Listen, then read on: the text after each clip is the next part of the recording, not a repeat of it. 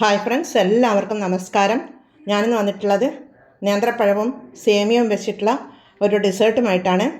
എന്നാൽ ഈ അടിപൊളി ടേസ്റ്റോട് കൂടിയിട്ടുള്ള ഈ ഡിസേർട്ട് എങ്ങനെയാണ് ഉണ്ടാക്കുന്നതെന്ന് നമുക്ക് നോക്കാം. ഈ റെസിപ്പി ഉണ്ടാക്കാൻ സ്റ്റൗവിൽ ഒരു പാൻ വെച്ച് കൊടുത്തിട്ടുണ്ട്. അതിലേക്ക് ഒരു 3 ടേബിൾ സ്പൂൺ നെയ്യ് ഒഴിച്ച് കൊടുക്കാം. പിന്നീട് അതിലേക്ക് ഒരു 10 കാജു ആണ് അണ്ടിപ്പരിപ്പ്, അതിട്ട് കൊടുക്കുന്നുണ്ട്. അത് ഫ്രൈ ആയി വരുമ്പോൾ ഇത് റൈസൻസ് ഇട്ട് കൊടുക്കാം. ആ റൈസൻസ് ഒന്ന് വീർത്ത് വരണം.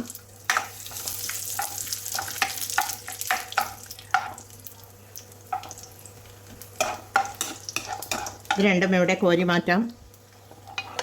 മാറ്റിയെടുത്തിട്ടുണ്ട്. ഇനി ഇതിലേക്ക് ഇത് ഗാർണിഷ് ചെയ്യാനുള്ളതാണ്. ഒരു നേന്ത്രപ്പഴം ചെറുതായി കട്ട് ചെയ്തെടുത്തിട്ടുള്ളതാണ്. അത് ഇതിലേക്ക് ഇട്ട് കൊടുക്കാം, ഈ നെയ്യിലേക്ക് ഇട്ട് കൊടുക്കാം.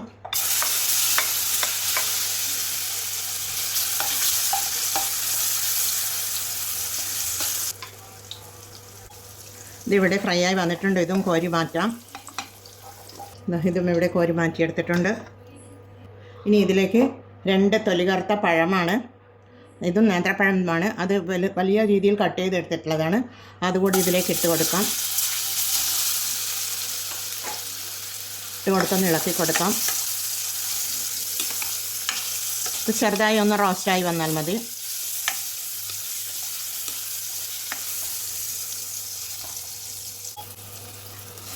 പഴം ഇവിടെ റോസ്റ്റായി വന്നിട്ടുണ്ട്. അത് നമുക്ക് കോരി മാറ്റാം.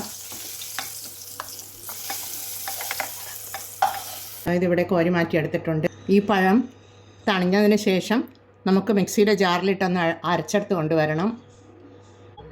ഇത് വാട്ടിയെടുത്ത പഴം അരച്ചെടുത്തിട്ടുണ്ട്. അതൊരു നമുക്കൊരു പ്ലേറ്റിലേക്ക് ഒഴിച്ചു കൊടുക്കാം.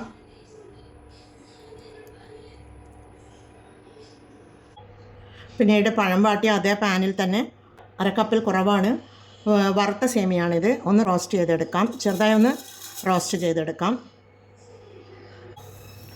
ഈ നെയ്യിൽ ഈ സേമിയ ഒന്ന് ചെറുതായി ഒന്ന് ചൂടായി വന്നാൽ മതി.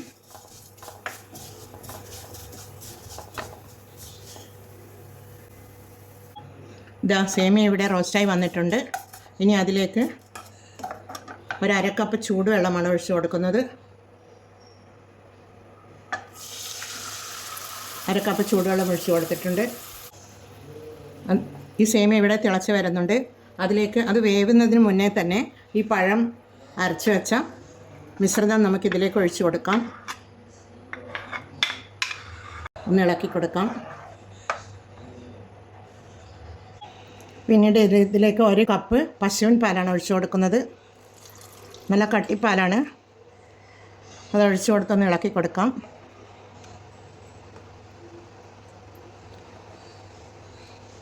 പഴവും സേമിയയും വെച്ചിട്ടുള്ള ഒരു ഡെസേർട്ടാണ് ഞാൻ ഉണ്ടാക്കിയെടുക്കുന്നത്. അടിപൊളി ടേസ്റ്റോടെ കൂടിയതാണിത്.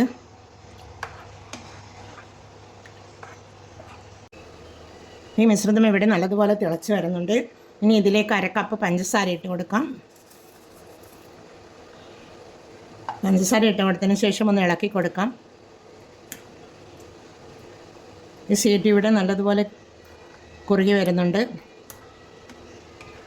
ഇതിവിടെ നല്ലതുപോലെ ഒന്ന് വെട്ടി തിളച്ച് വരണം.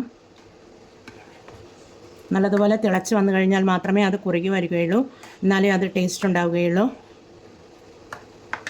ഇത് ഫുൾ ഫ്ലെയിമിൽ വെച്ച് കൊടുക്കാം. ഞാൻ ഇതുവരെ ചെറിയ ഫ്ലെയിമിലാണ് വെച്ച് കൊടുത്തിട്ടുള്ളതിനു.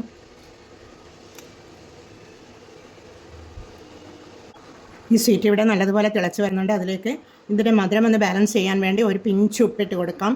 പിഞ്ച് മാത്രമേ ഇട്ട് കൊടുക്കാൻ പാടുള്ളൂ. അതിട്ട് കൊടുക്കുന്നുണ്ട്. എന്നിട്ടൊന്ന് ഇളക്കി കൊടുക്കാം.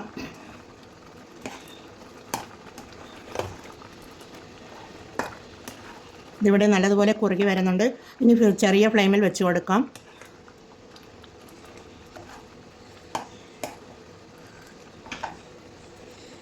ഇനി നമുക്കിതിലേക്ക് ഒരു 6 ഏലക്ക പൊടിച്ചെടുത്തിട്ടുള്ളതാണ്.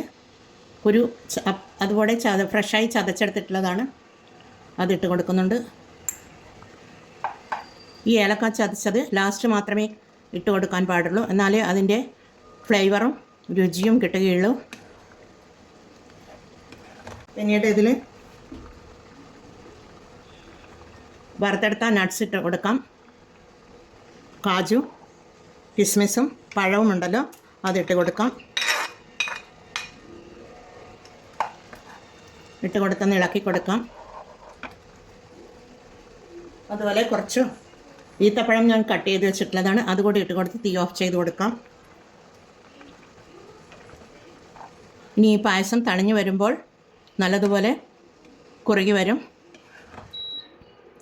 അപ്പോൾ കുടിക്കാൻ നല്ല ടേസ്റ്റാണ്. അടിപൊളി ബനാന സേമിയ പായസം ഇവിടെ റെഡിയാണ്. എന്നാൽ നമുക്കിതൊരു സർവിങ് ബൗളിലേക്ക് മാറ്റാം. ഇത് സർവ് ചെയ്യാനായി ഞാനൊരു 3 ബൗൾ എടുത്തിട്ടുണ്ട്. അതിലേക്ക് നമുക്കിത് ഒഴിച്ചു കൊടുക്കാം.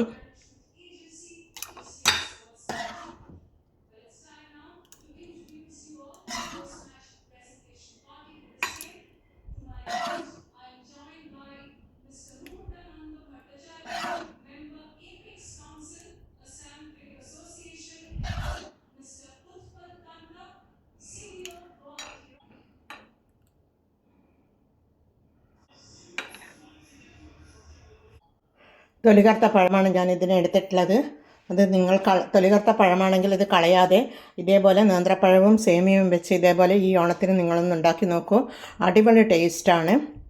എന്നാൽ എല്ലാവരും ഇതുപോലെ ഉണ്ടാക്കി നോക്കി ഫീഡ്ബാക്ക് അറിയിക്കണേ. കമൻറ്റും സബ്സ്ക്രൈബും ചെയ്ത് സപ്പോർട്ട് ചെയ്യണേ. അടുത്ത ഒരു വീഡിയോയുമായി വരുന്നത് വരെ എല്ലാവർക്കും താങ്ക് യു ഫോർ വാച്ചിങ്.